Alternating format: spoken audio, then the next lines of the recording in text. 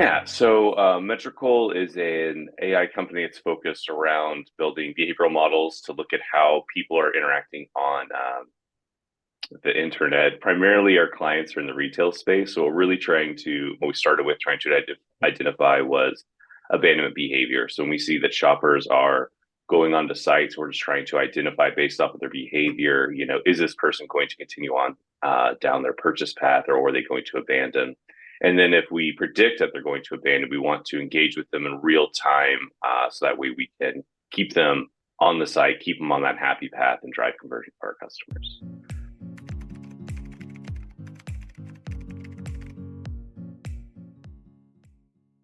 Yeah, so we'll do a wide variety. Pop-ups is definitely how we first got into it. It was the easiest, simplest way to do it. But we've now advanced pretty far to where we're doing, an entire level of DOM manipulation to where we can just be changing the actual content on the page to kind of match, what's going on with that user's behavior to try and alleviate maybe some of their pain points, move some of the obstacles out of their way, put content in front of them that we determine is probably going to be most interesting to them.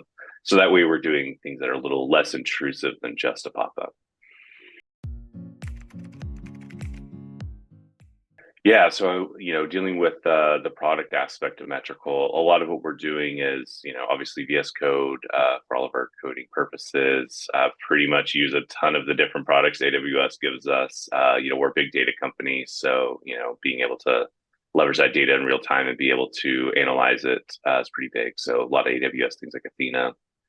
Uh, Doing dev work, ClickUp is always a great one. But what's really been helpful for us has been using Requestly for being able to trial out new things with our customers and being able to see, we're a young company, we build things, we move pretty quick, and so being able to test those things out quickly on our customers has been a difficult thing to do and thing that we use Requestly for quite a bit.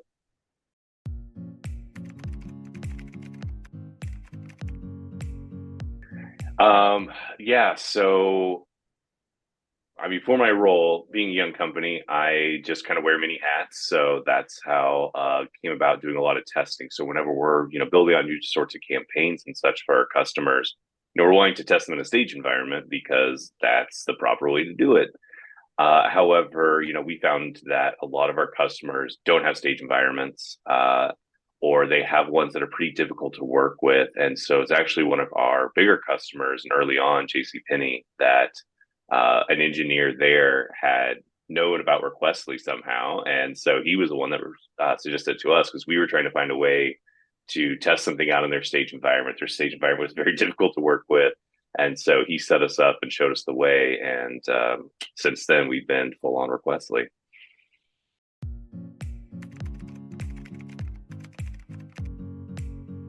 I mean, it's one that we ended up finding, they were our first. And then after that, it just kept being the same situation. Our smaller customers definitely don't even have stage environments. So being able to use Requestly to build stage environments for ourselves was huge.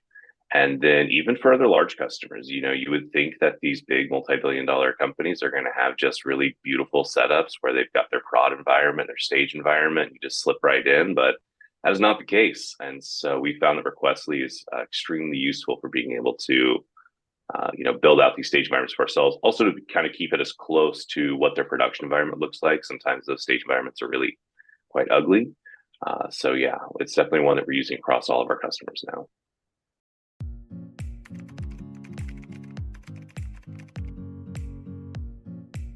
Yeah. So what we'll end up doing a lot of time with the Requestly like redirect feature is, we'll be able to start loading different, stage libraries for kind of big updates like that, being able to do different sorts of configurations based off the stage. So I kind of lost what that question was. I'm not going to lie for Awesome. that answer. Got lost in it.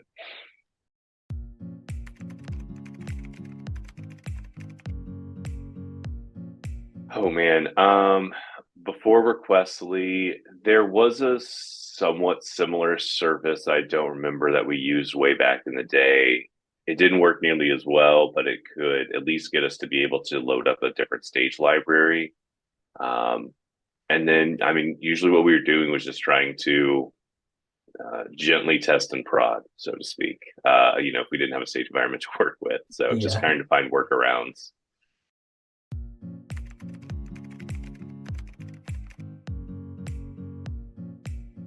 Definitely the redirect requests are the biggest ones for us because that's how we're able to load different assets onto a site so we can check out new ones. So that's primarily what we're using. It's been really nice too because we've been able to leverage that not only for internally with our teams to be able to share, here's this different configuration of library that I've got set up and deployed. So here's the redirect. So like the ability through Requestly to share that amongst our dev team so that we people can quickly be looking at the same environment has been really useful. Um, yeah, so I think that's primarily what we've been using, the ability to do that, set up those environments and then share them across our teams.